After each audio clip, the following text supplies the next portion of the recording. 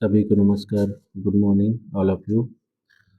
आज हम new topic पर चर्चा करेंगे जिसका नाम है समायोजन, एडजस्टमेंट और एडजस्टमेंट से रिलेटेड एंट्रियाँ। आपको मालूम है कि प्रॉफिट एंड लॉस अकाउंट बनाते समय कुछ ऐसे ट्रांजैक्शन होते हैं जो लेखा अवधि से संबंधित लिखने से वर्ष के अंत में छूट जाते हैं। इनकम्प्लीट ट्रांजैक्शन को ही हम एडजस्टमेंट बोल सकते हैं।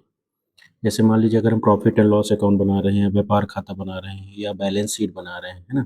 तो इससे संबंधित बहुत सारे ऐसे इनकम्प्लीट ट्रांज़ैक्शन होते हैं, इनकम्प्लीट एरर होते हैं।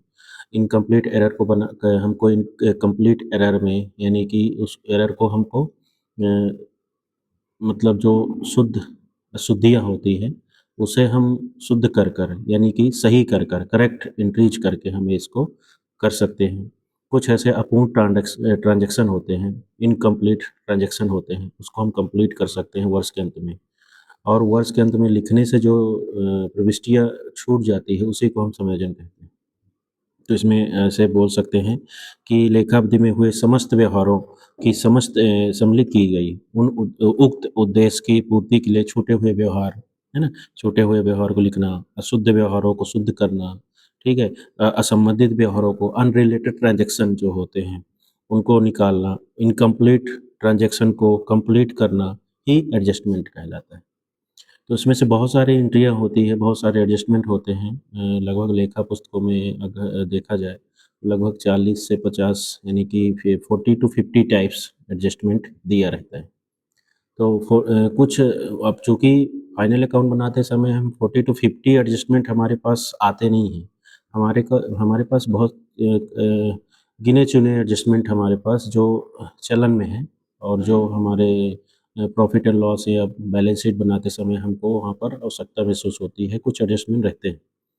जैसे मान लीजिए दिया है कि आपको अंतिम स्टॉक, तो अंतिम स्टॉक एक कंपल्सरी एडजस्टमेंट है, यानी कि वहाँ पर प्रॉफ़िट एंड लॉस अकाउंट बनाते समय वो रहेगा ही रहेगा। तो अंतिम रहतिया क्या है? अंतिम रहतिया मीन्स जो वर्ष के अंत में अगर लेखा अकाउंट कंप्लीट कर रहे हैं, बनाते समय कुछ गुड्स और सर्विस बेचने से रह गया हो, है ना? मतलब ये बोल सकते हैं कि वर्ष के अंत में जो माल बिकने से रह गया हो, उसे हम अंतिम रहतिया कह सकते हैं। और अंतिम रहतिया यानी कि क्लोजिंग स्टॉक का जो वैल्यूएशन है वो मार्केट और कॉस्ट प्राइस जो दोनों में कम होगा उस पर किया जाता है। इसके साथ-साथ इसमें एंट्री कैसे कर सकते हैं stock account debit to trading account, क्योंकि हम जानते हैं जो क्लोजिंग स्टॉक होता है उसको हम ट्रेडिंग अकाउंट के क्रेडिट साइड में इसको शो ऑफ करते हैं। तो वहाँ पर हम जब एंट्री करेंगे स्टॉक या closing stock account debit to trading account, और उसे जब हम अकाउंट बनाएँगे, अकाउंट कंप्लीट करेंगे तो उसे ट्रेडिंग अकाउंट में ट्रांसफ़र कर देंगे। और अगर कुछ चीज़ें इसका वैल्यूएशन अगर दिया है, तो बाज़ार मूल्य और लागत मूल्य जो दोनों में कम हो, उस पर उसका वैल्यूएशन किया जाता है।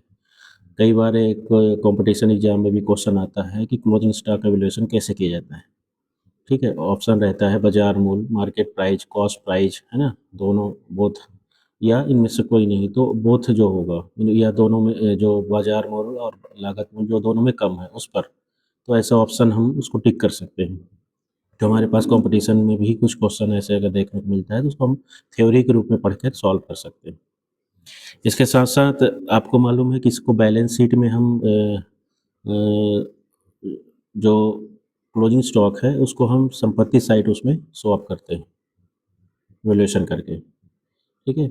इसी के साथ नेक्स्ट जो एडजस्टमेंट एंट्री है वो है आउटस्टैंडिंग एक्सपेंसेस, अदत्त व्यय।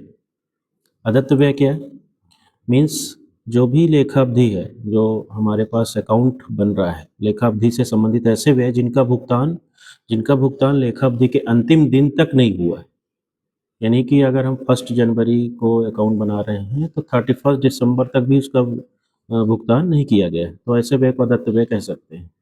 ठीक है? जैसे वेतन है, मज़दूरी है, ब्याज है ना? आदि इस टाइप से salary, interest, wages, related expense को ही हम उसमें ऐड करके उसको लिख सकते हैं। उसको हम कैसे डिफाइन करेंगे? मतलब कैसे उसको ट्रीट करेंगे? उसका जैसे एंट्री है तो आउटस्टैंडिंग एक्सपेंस है जिससे रिलेटेड है, अगर सैलरी से रिलेटेड है तो salary account debit to outstanding expense. ठीक है? यानी कि जो सैलरी से रिलेटेड है, salary account debit to outstanding expense ऐसे लिख सकते हैं, ठीक है? ऐसे वे को जिन पर वस्तु सेवा कर यानी जीएसटी से रिलेटेड अगर ये कुछ अगर दिया गया है, तो एक्सपेंसेस अकाउंट डेबिट, ठीक है? इनपुट सीजीएसटी और इनपुट एसजीएसटी अकाउंट डेबिट, इनको डेबिट कर देंगे टू आउटस्टैंडिंग एक्सपेंसेस जिससे रिलेटेड है, उसका नाम लिखकर आउटस्टैंडिंग लिख देंगे, ठीक है?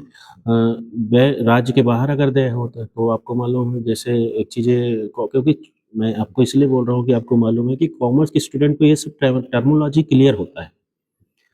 उनको क्लोजिंग स्टॉक मालूम होता है, उनको कुछ एडजस्टमेंट क्राइटेरिया क्लियर होती है, लेकिन कुछ जैसे अगर जो बेसिक अकाउंट है, बेसिक जो बच्चे अकाउंट जो पढ़ते हैं, उनको ये चीज़ें क्लियर नहीं होती, ठीक है? तो हम उसको एडजस्टमेंट के रूप में कर सकते हैं।